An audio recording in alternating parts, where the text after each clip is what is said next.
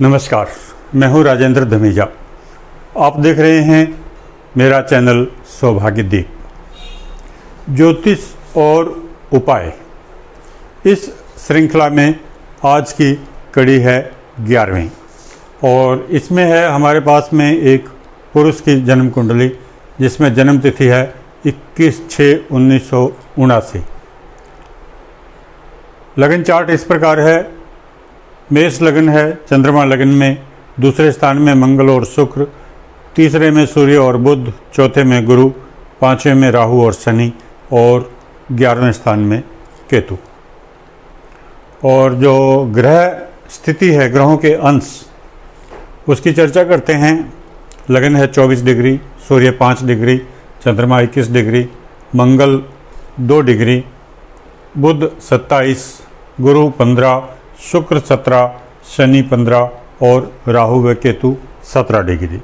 यानी कि ग्रहों के अंश देखने पर हमारे सामने स्पष्ट है कि केवल मंगल ग्रह की डिग्री कम है, बाकी सभी ग्रह डिग्री के हिसाब से काफ़ी मजबूत स्थिति में है। अब हम देखते हैं कि व्यक्ति की परेशानी क्या है और उसकी समस्या क्या है। जो सबसे पहला सवाल है ऐसे जातक का कि क्या मुझे सरकारी नौकरी मिलेगी या नहीं, या सरकार से कोई लाभ मिलेगा या नहीं, इस स्थिति की विवेचना करते हैं। उससे पहले हम जन्म कुंडली देखते हैं तो स्पष्ट है कि इसमें जो शुक्र है स्वग्रही है, बुध स्वग्रही है, गुरु उच्च राशि में है, तो ये 3 ग्रह काफ़ी मजबूत हैं। बाकी जो चंद्रमा भी अपनी मित्र राशि में है और कुल मिलाकर केवल एक ही दुर्योग जन्म कुंडली में नज़र आ रहा है, वह है काल सर्प योग।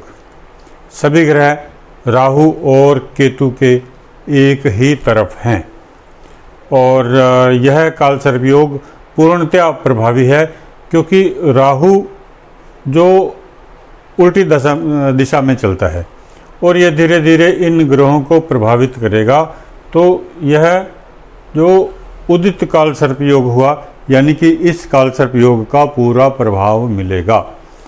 काल सर्प योग से जो दुष्प्रभाव मिलता है जातक को, वह इतना सा मिलता है कि उसे ग्रहों का पूरा प्रभाव नहीं मिल पाता। ग्रहों के सामर्थ्य का, ग्रहों की शक्ति का, ग्रह जो देना चाहते हैं उनका पूरा प्रभाव जातक को नहीं मिल पाता। इसके अतिरिक्त उससे कोई और बहुत ज़्यादा समस्या नहीं होती। तो इसका उपाय कर लेना चाहिए। उपाय कर सकते हैं तो ठीक है, नहीं उपाय करेंगे तो अपने दूसरे ग्रहों को इतना मजबूत बनाएं कि काल सर्प योग की कोई चिंता ही न हो। काल सर्प योग का जो एक सीधा सा मूल मंत्र है, जिसका हर रोज़ कम से कम 9 बार उच्चारण करने से काल सर्प योग का दुष्प्रभाव नहीं रहता। मंत्र है ओम नवकुल नागाय विद्महे विषदंताय धीमहि तन्नो सर्पः प्रचोदयात्। तो ऐसे व्यक्ति को इस मंत्र का प्रतिदिन पाठ करना चाहिए। भले काल सर्प शांति करवाई है या नहीं करवाई है, तो भी यह यंत्र ऐसे व्यक्ति के लिए पूर्णतया उपयोगी रहेगा। अब हम देखते हैं लग्नेश धन स्थान में है और 2 डिग्री है मंगल। खाली एक यही ग्रह ऐसा है जो कमज़ोर है, तो आर्थिक स्थिति थोड़ी सी डामाडोल हो सकती है, परंतु शुक्र स्वग्रही बैठा है वहाँ पर और 17 डिग्री का है, यानी कि धन आने का कोई ना कोई साधन हो जाएगा। और इसके अतिरिक्त व्यक्ति को कोई परेशानी नहीं है। और जो हम देखते हैं जन्म कुंडली में दसम स्थान, दशमेश या लग्नेश पर सूर्य का प्रभाव नहीं है, इसलिए सरकारी नौकरी मिलेगी या नहीं मिलेगी यह निश्चित तौर पर नहीं कहा जा सकता। यही कहा जा सकता है कि प्रयास करना चाहिए। तो सरकारी नौकरी मिलने की संभावना काफ़ी कम होती है ऐसे जन्म कुंडली में। हाँ, सरकारी लाभ मिल सकता है किसी भी तरीके से। जो शनि दसम स्थान का स्वामी है और सूर्य की राशि में है, तो ऐसे व्यक्ति को सरकारी टेंडर मिल सकते हैं, ऐसा व्यक्ति सरकारी कॉन्ट्रैक्टर बन सकता है, वहाँ से लाभ मिल सकता है। जितना बड़ा से बड़ा काम करना चाहे उतना बड़ा काम कर सकता है। इसके अतिरिक्त ऐसा व्यक्ति, जब काम की ही बात चली है, तो शनि ग्रह से संबंधित कोई भी व्यवसाय है वह अपना सकता है। जैसे मशीनरी है, लोहे का बना हुआ सामान है, चमड़े का सामान है, जो कोई भी चमड़े के जूते हैं, बैग्स हैं, इस तरीके का कोई भी और सामग्री है, सीमेंट उद्योग है, उससे जुड़ सकता है। ऐसे किसी भी व्यवसाय से जुड़कर ऐसा आदमी बहुत ही तरक्की कर सकता है। इस जन्मपत्री में चंद्रमा जो पक्ष बल में कमज़ोर है, सूर्य और चंद्रमा के बीच की दूरी खाली एक भाव ही है, यानी कि ज़्यादा से ज़्यादा जो दूरी हो सकती है, चंद्रमा आगे बढ़ेगा तो इसमें आएगा, फिर आगे आएगा, तो नज़दीक कहेंगे तो चंद्रमा पक्ष बल में ही क्षीण है और किसी बल में क्षीण नहीं है। चंद्रमा की डिग्री भी 21 है, कोई गणमूल नक्षत्र या वैसा कुछ और दुष्प्रभाव नहीं है। तो हम देखते हैं कि पहला तो यह हमने देखा कि अगर ऐसा व्यक्ति कॉन्ट्रैक्टर का काम करता है या शनि ग्रह से संबंधित कोई काम करता है तो उसको बहुत लाभ मिल सकता है। इसके अलावा जो जो कर्म स्थान पर गुरु ग्रह की दृष्टि है तो उसका प्रभाव भी व्यक्ति के व्यवसाय में देखा जा सकता है। गुरु ग्रह की दृष्टि होने के कारण जहाँ पर गुरु दृष्टि देता है वहाँ पर अमृत बरसता है, ऐसा कहा जाता है, और जहाँ पर बैठता है वहाँ पर हानि करता है।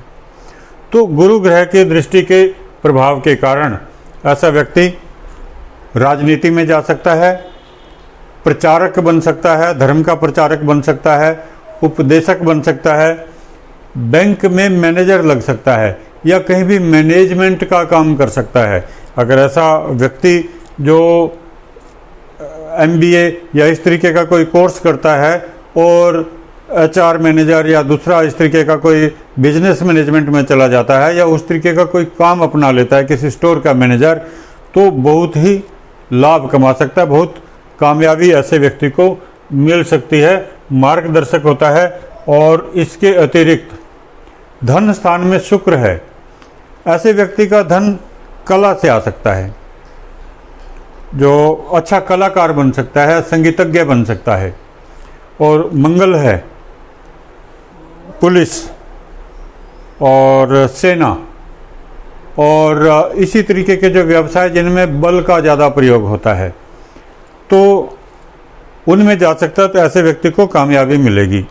कुल मिलाकर अगर शनि ग्रह से संबंधित ऐसा व्यक्ति व्यवसाय अपनाता है और दूसरे ग्रहों का ऐसे व्यक्ति को बल मिल रहा है, उनका भी किसी तरीके से फ़ायदा उठाता है, तो निश्चित तौर पर ऐसे व्यक्ति को काफ़ी लाभ मिल सकता है। ऐसा व्यक्ति यदि शनि ग्रह से संबंधित व्यवसाय अपनाता है, जैसे कि ठेकेदार, कॉन्ट्रैक्टर, कोई भी सरकारी काम में सहयोग करने वाला व्यक्ति या कोई मशीनरी से संबंधित व्यवसाय और चमड़ा उद्योग, सीमेंट उद्योग, लोहे का कोई भी उद्योग, तो ऐसे व्यक्ति को बहुत लाभ मिल सकता है। इसके अतिरिक्त जैसे गुरु ग्रह की दृष्टि है या धन स्थान में मंगल और शुक्र है, इनका भी मिला जुला प्रभाव व्यक्ति उसमें अपनाता है तो निश्चित तौर पर वह बहुत ही प्रगति कर सकता है। हाँ, मंगल है धन स्थान में और लग्नेश है, तो जो ऐसे व्यक्ति को आर्थिक सुरक्षा की दृष्टिकोण से किसी भी बैंक में अपना सेविंग्स अकाउंट जॉइंट करना चाहिए ताकि उसके पास में जो धन है वह सुरक्षित रहे, या दूसरे जैसे पार्टनरशिप वाले अकाउंट हैं या इस तरीके का, उसमें उसको काफ़ी लाभ मिल सकता है। और जो इतना सा ही प्रश्न है व्यक्ति का कि कोई कुंडली में दोष है या नहीं, तो कोई बहुत बड़ा दोष नहीं है। लग्नेश मंगल धन स्थान में है, लाभदायक है। धन स्थान का स्वामी शुक्र स्वग्रही है, यह भी लाभदायक है। तीसरे स्थान का स्वामी बुध स्वग्रही, वह भी लाभदायक है। और चौथे स्थान में गुरु उच्च राशि में है और मंगल के लगन में वह भी लाभदायक होता है। पांचवें स्थान में राहु और शनि अगर ग्रह के तौर पर देखें तो थोड़ा सा कष्टकारक है। केवल काल सर्प योग ऐसा है जो व्यक्ति को ज़्यादा परेशान करने वाला है, और कोई भी परिस्थिति वैसी नहीं है जिसमें उसे परेशानी आनी हो। अब देखते हैं ऐसी कुंडली में दशा का प्रभाव। वर्तमान में जो दशा चल रही है वह है राहु में शुक्र की अंतर्दशा 26/1/2024 तक। तो राहु और शुक्र एक दूसरे से 10 और 4-10 स्थान पर हैं। चौथे और 10वें स्थान में जब ग्रहों की स्थिति होती है तो ऐसे में व्यक्ति किसी भी षड्यंत्र का शिकार होता है, बाधा का शिकार होता है, तंत्र बाधा का शिकार होता है। जो ऐसे व्यक्ति के साथ में इस दशा अवधि में जो भी उसके जानकार, दोस्त या जो सहकर्मी रहते हैं, वे उसे किसी न किसी तरीके से षड्यंत्र करके फंसाने का काम करते हैं। 4-10 की स्थिति जो क्लेश देती है। ऐसे में सावधानी की ज़रूरत है किसी भी षड्यंत्र में, ताकि व्यक्ति ना फंसे। इसके लिए हम एक उपाय देते हैं, जो बगला बीसा यंत्र, शत्रुओं से सावधान रखने का और शत्रुओं से बचाव रखने का। वह अपने बगला बीसा यंत्र अपने पर्स में रखें, जेब में रखें, सामने की ओर, ताकि कोई भी शत्रु सामने से प्रभाव ना कर सके। आपके सामने आप या बाद में भी आपकी चुगलखोरी ना करे और पीठ पीछे षड्यंत्र ना करे।